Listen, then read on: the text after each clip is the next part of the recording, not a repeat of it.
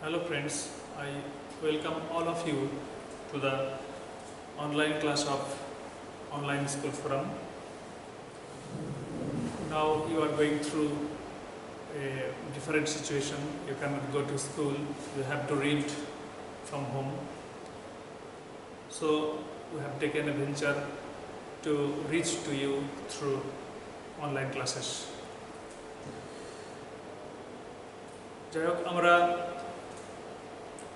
এর আগে একের পর এক বিভিন্ন টেক্সটগুলো আমাদের দশম শ্রেণীর সিলেবাস ভিত্তিক টেক্সটগুলো আমরা পরপর করেছি।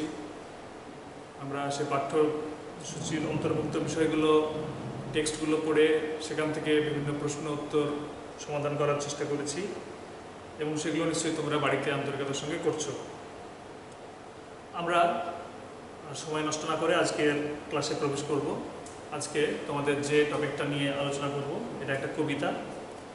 কবিতার নাম সি ফিভার, লেসন নাম্বার 6, লিখেছেন জন মেসফিল্ড। জন মেসফিল্ড তোমরা তোমাদের টেক্সট বইটা সঙ্গে রাখবে। তোমরা দেখতে পাচ্ছ যে তার জন্ম 1878 সালে এবং মৃত্যু হয়েছিল 1967 সালে। তিনি একজন ব্রিটিশ কবি ছিলেন।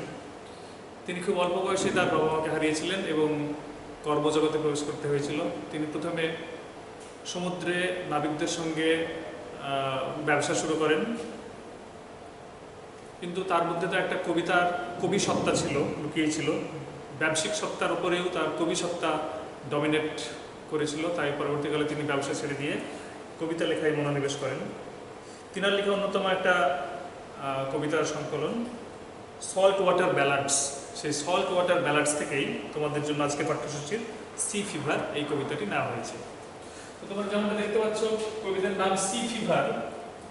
আশা করছি শব্দ দুটোর সঙ্গে তোমরা পরিচিত। সি কথার অর্থ কি? সমুদ্র। আর ফিভার আমরা সবাই জানি জ্বর, সমুদ্র জ্বর। আমরা জ্বর কথাটা অনেক ক্ষেত্রে ব্যবহার করি, শুধু আমাদের শরীরে অসুস্থতাজনিত জ্বরই নয়, আমরা জ্বরটা অনেক ক্ষেত্রে ব্যবহার করি। যেমন আমরা অনেক সময় বলি যে গোটা বিশ্ব এখন ফুটবল জ্বরে কাঁপছে, বা কলকাতা এখন ক্রিকেট জ্বর, IPL জ্বর চলছে। এই শব্দগুলো তো আমরা ব্যবহার করি। তো সেক্ষেত্রে আমরা কি বুঝি? যখন বলি গোটা বিশ্ব ফুটবল জ্বরে কাঁপছে, তখন নিশ্চয়ই সেই শরীরের উষ্ণতা বোঝাচ্ছে না, সেখানে গোটা বিশ্ব ফুটবল নিয়ে একটা মাতামাতির জায়গায় রয়েছে, ফুটবলটা একটা উদ্দীপনার জায়গায় রয়েছে, সেটাই বুঝি। তাহলে এই কবিতার নাম অনুযায়ী আমরা এখানে কি বুঝছি? সি ফিভার অর্থাৎ সমুদ্র জ্বর। তার মানে সমুদ্রের প্রতি একটা আকুলতা, সমুদ্রের প্রতি একটা ভালোবাসা, সমুদ্রের প্রতি টান, সমুদ্র ভ্রমণের প্রতি যে একটা তীব্র বাসনা, সেটাই প্রকাশ পাচ্ছে এই কবিতার শিরোনামের মধ্য দিয়ে। সি ফিভার এর মধ্য দিয়ে সেটাই প্রকাশ পাচ্ছে। তো আমরা কবিতাটা লাইন বাই লাইন পড়ব এবং সেখান থেকে বোঝার চেষ্টা করব যে কবি আমাদেরকে কি বলতে চাইছেন, বা সমুদ্রের প্রতি কবির যে দৃষ্টিভঙ্গি সেটা কেমন। তো তোমরা প্রত্যেকেই বইটা সঙ্গে রাখবে এবং লাইন বাই লাইন ফলো করবে। দেখো, I must go down to the seas again, to the lonely sea and the sky. I must go down, আমি অবশ্যই যাব, to the seas again, সমুদ্রে পুনরায়, অর্থাৎ আমি পুনরায় সমুদ্রে যাব। এই পুনরায় কথা দিয়ে আমরা কি বুঝছি? যে তিনি আগেও সমুদ্রে গিয়েছিলেন, আবার পুনরায় তিনি যেতে চাইছেন সমুদ্রে। To the lonely sea and the sky, একটা নির্জন সমুদ্র এবং সেই নির্জন আকাশ। সমুদ্রে কিছু হয়তো মানে মাছ ধরার জন্য বা কিছু কর্মের জন্য জাহাজ থাকতে পারে, কিন্তু সমুদ্রের বিশালতা এত ব্যাপক যে সেখানে অল্প কিছু ট্রলার বা জাহাজ থাকলেও সেই সমুদ্রকে নির্জনই মনে হবে। তাই সমুদ্রে যখন যেতে চাইছেন, সেই সমুদ্রটা নির্জন এবং সেখানে আকাশ অবশ্যই সেটাও উন্মুক্ত, খোলা, সেখানেও কোনো অন্য কিছুর ছাপ নেই, সেই আকাশটাও নির্জন হয়ে রয়েছে। And all I ask is a tall ship and a star to steer her by. এই জন্য আমি যেটা চাই সেটা হলো একটা বড় জাহাজ অর্থাৎ সমুদ্রে যাত্রা করার জন্য তিনি কি চাইছেন সেগুলো এবার তিনি বলছেন যে কি চান সমুদ্রে যাত্রার জন্য। একটা বড় জাহাজ, টল শিপ, অ্যান্ড এ স্টার, এবং একটা তারা নক্ষত্র চাই, টু স্টিয়ার হার বাই, তাকে পথ দেখানোর জন্য। এখানে হার বলতে শিপটাকে বোঝানো হচ্ছে, জাহাজটাকে বোঝানো হচ্ছে। স্টিয়ার মানে পথ দেখানো বা গাইড করা। আমাদের যে গাড়ি চালানোর সময় যে ড্রাইভাররা যেটা ব্যবহার করেন আমরা কি বলি, স্টিয়ারিং, অর্থাৎ যেটা দিয়ে গাড়ির চাকা ঠিক করা হয়, কোনো দিক নির্দেশনা করা হয়, সেটাই স্টিয়ারিং। সেই শব্দটা এখানে আমরা পেয়েছি যে একটা আমরা তারা চাই, নক্ষত্র চাই এই জাহাজটিকে পথ দেখানোর জন্য। তো তোমরা নিশ্চয়ই জানো যে রাত্রেবেলায় যখন দিক নির্ধারণ করা যায় না তখন নক্ষত্র দেখে দিক নির্ধারণ করা হয়। উত্তর আকাশে ধ্রুবতারা দেখে একটা দিক ঠিক করা হয়। যখন একটা দিক পাওয়া যায় উত্তর আকাশ, তখন নিশ্চয়ই আর অন্য দিকগুলো বের করতে কোনো সমস্যা নাই। তাই স্পিকার এখানে একটা বড় জাহাজ চাইছেন এবং সেই সঙ্গে পথ দেখানোর জন্য একটা নক্ষত্র চাইছেন। And the wheels kick and the winds song and the white sails shaking, আর সেই সঙ্গে কি থাকবে, and the wheels kick, অর্থাৎ চাকার ধাক্কা। তোমরা দেখবে জাহাজেও কিছু ঘূর্ণি টাইপের চাকা থাকে, সেই চাকাগুলো ঘুরতে থাকে, জলটা সরে যেতে থাকে, সেই চাকার ধাক্কা তিনি অনুভব করবেন। and the winds song, এবং বাতাসের গান, and the white sails shaking, এবং সাদা রঙের পালের কম্পন। জাহাজ অনেক সময় ইদানিংকালে বেশি মেশিনেই চলে, কিন্তু সেই জাহাজ পাল তোলা হয়, সেই পালে যখন বাতাস ধাক্কা খায় তখন সেই জাহাজটা এগোতে থাকে এবং তাতে একটা ভালো কম্পন দেখা যায়। তো এই ব্যাপারগুলোকে স্পিকার খুব উপভোগ করতে চাইছেন, সেই জন্য তিনি কি চাইছেন, দ্য হুইলস কিক, সেই জাহাজের চাকার ধাক্কা, দ্য উইন্ড সং, বাতাসের গান, and the white sails shaking, এবং সাদা পালের কম্পন তিনি দেখতে চাইছেন। And a grey mist on the sea's face, এবং ধূসর রঙের কুয়াশা অন দ্য সিজ ফেস, সমুদ্রের ওপরে। ফেস মানে মুখমণ্ডল, কিন্তু সিজ ফেস সমুদ্রের মুখমণ্ডল বলতে আমরা কি বুঝবো, সমুদ্রের ওপরিভাগে ধূসর রঙের কুয়াশা তিনি দেখতে চাইছেন। And a grey dawn breaking, এবং একটা ধূসর রঙের উষার আগমন ঘটবে। ডন কথার অর্থ হলো উষা বা ভোর, অর্থাৎ সূর্য ওঠার ঠিক প্রাক মুহূর্ত যেটা, সেই সময়টাই আবহাওয়াটা কুয়াশাচ্ছন্ন থাকে, সেই ধরনের কুয়াশাচ্ছন্ন দিনেরই তিনি প্রত্যাশা করছেন। তাহলে প্রথম স্টেজে আমরা কি দেখলাম, যে স্পিকার তিনি আবার পুনরায় যেতে চাইছেন সমুদ্র যাত্রা করতে চাইছেন। এই জন্য তারা যেটা দরকার সেটা হলো একটা বড় জাহাজ এবং পথ দেখানোর জন্য একটা নক্ষত্র। সেই সঙ্গে তিনি কি বাড়তি পাওনা হিসেবে পেতে চাইছেন, যে জাহাজের চাকার ধাক্কা, বাতাসের গান এবং পালের একটা কম্পন, এবং সেই পালটা অবশ্যই সাদা রঙের। সেই সঙ্গে সমুদ্রের উপরিভাগে থাকবে কুয়াশা এবং উষার আগমন ঘটবে, সকাল হবে, ভোর হবে। এবার স্ট্যাঞ্জা 2 খেয়াল করো। I must go down to the seas again, for the call of the running tide is a wild call and a clear call that may not be denied. তিনি আবার বলছেন, I must go down to the seas again, আমি পুনরায় সমুদ্রে যাব।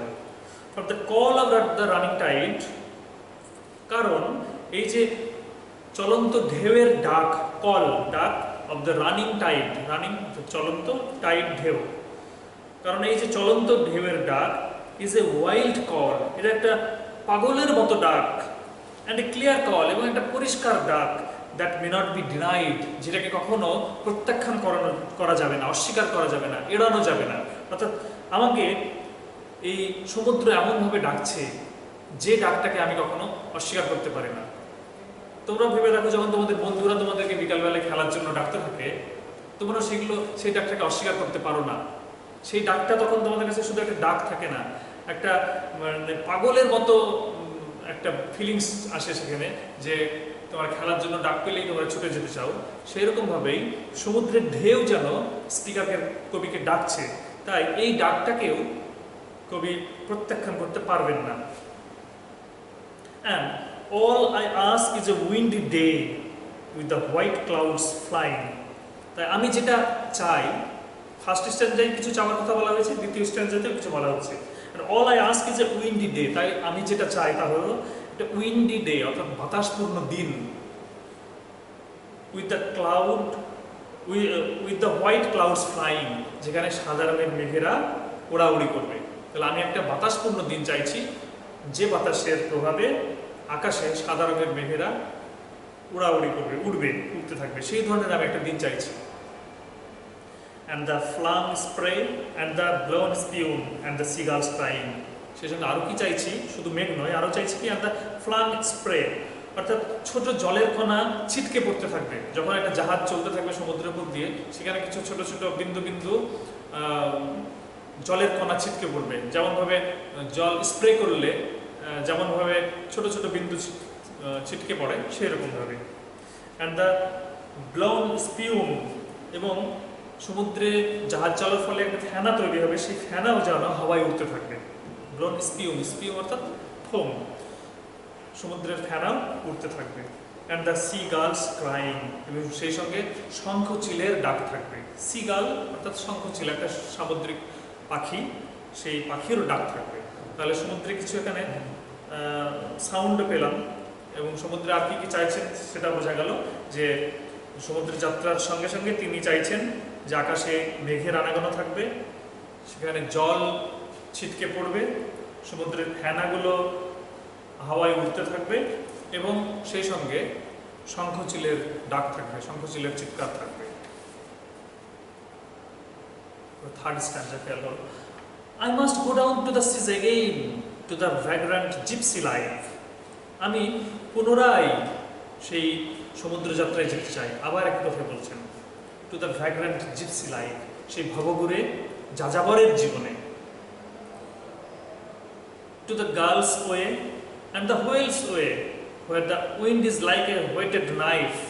Two the girl's way, girl বলতে সেই Seagull, একটু আগে আমরা সেকেন্ড স্ট্যান্ডে যেটা দেখলাম সেটাই, যে সেই শঙ্খচূলের পথ ধরে। অ্যান্ড দ্য হোয়েলস ওয়ে, তিমির পথ ধরে আমি সেই ভবঘুরে যাযাবরের জীবনযাপন করতে চাই। হোয়ার দ্য উইন্ড, যেখানে বাতাস, is like a whetted knife, একটা ধারালো ছুরির মতো যেন বাতাস।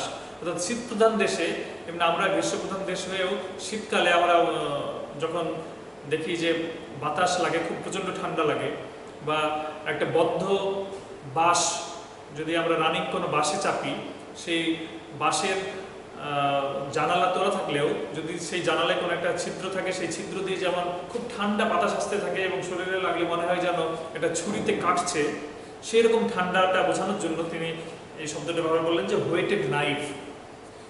যে যখন সেখানে আমি যাত্রা করতে চাই ভবঘুরের মতো, এবং শঙ্খচিলের পথ ধরে, তিমির পথ ধরে, যেখানে বাতাসটা যেন ধারালো ছুরির মতো, অর্থাৎ খুব শীতপ্রধান দেশের ঠান্ডা বাতাস বোঝানোর জন্যই এই শব্দটা ব্যবহার করা হয়েছে। And all I ask is a merry yarn from a laughing fellow rover, এবং আমি আর যেটুকু চাই সেটা হলো এ মেরি ইয়ার্ন, একটা আনন্দদায়ক গল্প, ইয়ার্ন অর্থাৎ গল্প, ফ্রম এ লাফিং ফেলো রোভার, সদা হাস্যময় সঙ্গী নাবিকের কাছ থেকে, অর্থাৎ আমার যে সহ যাত্রী থাকবে, সঙ্গী নাবিক যে থাকবে, তার কাছ থেকে আমি একটা মজাদার গল্প শুনতে চাই। অ্যান্ড কোয়াইট স্লিপ, এবং একটা শান্ত ঘুম দিতে চাই। অ্যান্ড এ সুইট ড্রিম, একটা মধুর স্বপ্ন দেখতে চাই। when the long trip is over, যখন সেই দীর্ঘ যাত্রা শেষ হয়ে যাবে। তাহলে সেই দীর্ঘ যাত্রার মাঝে অনেক কিছু চাওয়ার কথা বলা হলো। থার্ড স্ট্যান্ডায় বলা হলো যে সঙ্গী নাবিকের কাছ থেকে একটা মজাদার গল্প শুনবেন, এবং সবশেষে বলা হচ্ছে যে সুন্দর ঘুম এবং সেই সঙ্গে একটা সুন্দর স্বপ্ন তিনি দেখতে চান। তাহলে আমরা যে তিনটে স্ট্যান্ডা দেখলাম, এখান থেকে দেখা যাচ্ছে যে কবির একটা প্রকৃতির প্রতি প্রেম, লাভ ফর নেচার, এটা ফুটে উঠছে। তিনি পার্থিব জগতে, পার্থিব জীবনের বেশি কিছু চাইছেন না। তিনি সমুদ্র যাত্রা করার জন্য চাইছেন কি, শুধুমাত্র একটা জাহাজ, সেই সঙ্গে পথ দেখানোর জন্য একটা নক্ষত্র, যেটা একটা প্রাকৃতিক অবজেক্ট, এবং কুয়াশা, ধূসর কুয়াশাপূর্ণ একটা সকাল তিনি দেখতে চাইছেন। সেই সঙ্গে তিনি চাইছেন আকাশে মেঘের আনাগোনা এবং জাহাজ চলাচলের ফলে যে ফেনা তৈরি হচ্ছে বা জল ছিটকে পড়ছে সেটাকে তিনি উপভোগ করতে চাইছেন, শঙ্খচিলের ডাকও শুনতে চাইছেন। অর্থাৎ এই যে শব্দগুলো দিয়ে তিনি তার প্রত্যাশা বোঝালেন, এটা দিয়ে পরিষ্কারভাবে বোঝা যাচ্ছে যে John Masefield is a true lover of nature. Third স্ট্যান্জাতে আমরা যে দুটো শব্দ দেখেছি, ভ্যাগ্রান্ট জিপসি অর্থাৎ ভবঘুরে যাযাবর, এই ভবঘুরে যাযাবর শব্দটা দিয়ে তিনি নিজে কারো কাছে আবদ্ধ থাকতে চান না, নিজের স্বাধীন চেতা, স্বাধীন মনোভাবটা প্রকাশ করছেন। He wants to lead a independent life. কারণ ভবঘুরে যারা বা যাযাবর তারা কিন্তু কোথাও সীমাবদ্ধ থাকে না, তাদেরকে কোনো কিছু দেশ কাল কেউ আটকে রাখতে পারে না। স্পিকার কবিও তাই চাইছেন যে তিনিও সেই যাযাবর ভবঘুরেদের মতোই সমুদ্রে যাত্রা করবেন, যেখানে খুশি যেমনভাবে খুশি। অর্থাৎ he wants to lead a life of A independent person. তো তোমাদের 3টে স্ট্যান্জা পড়ানো হলো সি পেপার থেকে। প্রত্যেকটা শব্দ বা এখান থেকে বিভিন্ন প্রশ্ন উত্তর নিয়ে আমরা পরের ক্লাসে আরও আলোচনা করব। আজকের মতো এখানে শেষ করছি।